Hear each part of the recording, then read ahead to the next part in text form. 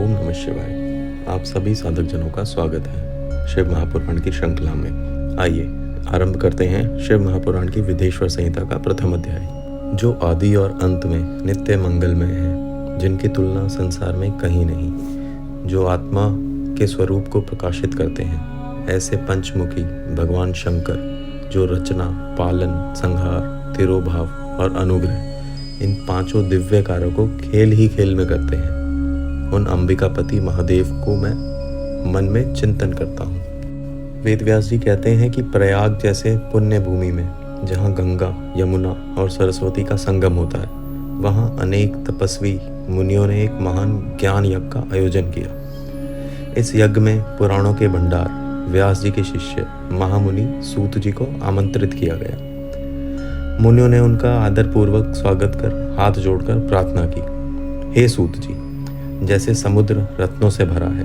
वैसे ही आप पुराण ज्ञान के अमूल्य रत्नों से परिपूर्ण हैं। कृपया करके हमें उस गुण ज्ञान का वर्णन कीजिए, जो कलयुग जैसे पतित युग में जीवों का कल्याण कर सके। फिर मुनियों ने बताया कि कलयुग में लोग धर्म से विमुख होंगे, वे शरीर को ही आत्मा मान लेंगे, सत्य भाषण से दूर लोभ, मोह और हिंसा में डूबे होंगे, माता पिता से द्वेष करेंगे, स्त्रियों में आसक्त रहेंगे, ब्राह्मण वेद बेचेंगे, क्षत्रिय कायर बन जाएंगे, वैश्य केवल धन को पूजेंगे, शूद्र ढोंग और पाखंड करेंगे, स्त्रियां पतिव्रत धर्म से विमुख होंगी, संतानें माता पिता की सेवा नहीं करेंगी और संपूर्ण समाज अधर्म के अंधकार में डूब जाएगा। फिर मुनियों ने सूत जी से करबद्ध होकर पूछा, ऐसे समय में जब धर्म ही विलुप्त हो जाएगा, तब कौन सा उपाय है जिससे पापों का नाश हो और प्राणियों का उद्धार हो सके। अब हम वेदेश्वर संहिता के दूसरे अध्याय में प्रवेश कर रहे हैं। सूत जी बोले, हे साधु महात्माओं, आपने बहुत शुभ प्रश्न किया है, तीनों लोगों का हित करने वाला। गुरुदेव व्यास जी का स्मरण करके मैं आप सभी को स्नेहवश इस शिव महापुराण का वर्णन करता हूँ। कृपया श्रद्धा और आदर पूर्वक सुने। शिव महापुराण वह दिव्य ग्रंथ है जो श्रवण और वाचन से ही श्रोताओं और वक्ताओं दोनों के पापों को नष्ट कर देता है। न केवल इस लोक में बल्कि परलोक में भी मोक्ष रूपी फल प्रदान करता है।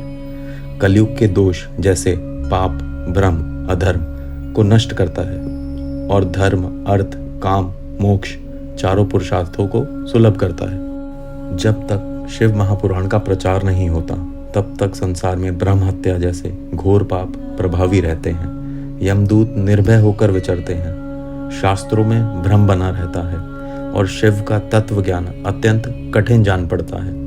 पर जैसे ही शिव महापुराण का उदय होता है, समस्त पाप नष्ट हो जाते हैं, समस्त शास्त्रों का सार स्पष्ट हो जाता है और भगवान शिव का स्वरूप सहज रूप में प्रकट हो जाता है। जो व्यक्ति श्रद्धा से इसका केवल आधा श्लोक भी पढ़ता है, वह पापों से मुक्त हो जाता है। जो इसे नित्य नियम से पढ़ता है, वह जीवन मुक्त कहलाता है और जो इसकी पूजा करता है, वह अश्वमेघ यज्ञ के पुण्य का भागी बनता है। विशेष रूप से चतुर्दशी के दिन इसका पाठ व्रत पूर्वक किया जाए तो हर अक्षर गायत्री मंत्र जप के बराबर फल देता है और यदि चतुर्दशी की रात्रि को जागरण करते हुए इसका पाठ किया जाए तो वह सूर्य ग्रहण में कुरुक्षेत्र में दिए गए दान से भी बढ़कर पुण्यदायक होता है। अब सूत जी उन सभी 12 संहिताओं के बारे में बताते हैं जिन पर हम पहले ही एक विस्तृत वीडियो बना चुके हैं। उस वीडियो का लिंक आपको इस वीडियो के डिस्क्रिप्शन में मिल जाएगा।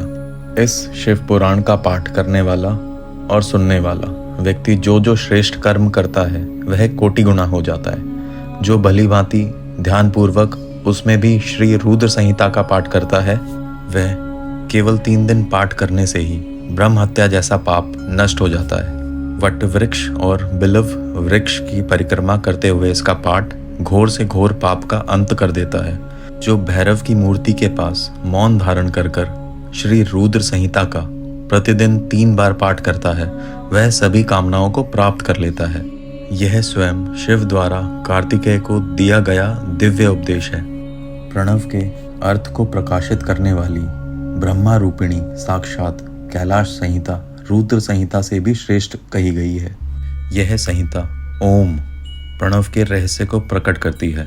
केवल भगवान शिव ही इसे पूर्ण जानते हैं। व्यास जी इसका आधा भाग जानते हैं और सूत जी उसका भी आधा।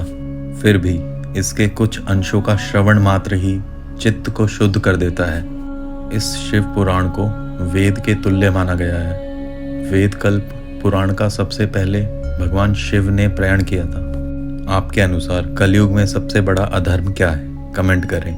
कथा सुनना, पढ़ना, गाना और प्रचार करना स्वयं शिव जी की उपासना के बराबर है। अगले एपिसोड में हम जानेंगे विदेश्वर संहिता का रहस्य, जहां प्रारंभ होता है शिव शक्ति का मूल तत्व। इस श्रृंखला से यदि आपके मन में शिव का भाव जागा हो तो कृपया लाइक, शेयर और सब्सक्राइब करें और इस दिव्य ज्ञान को अधिक से अधिक शिव भक्तों तक पहुंचाएं। हर हर महादेव।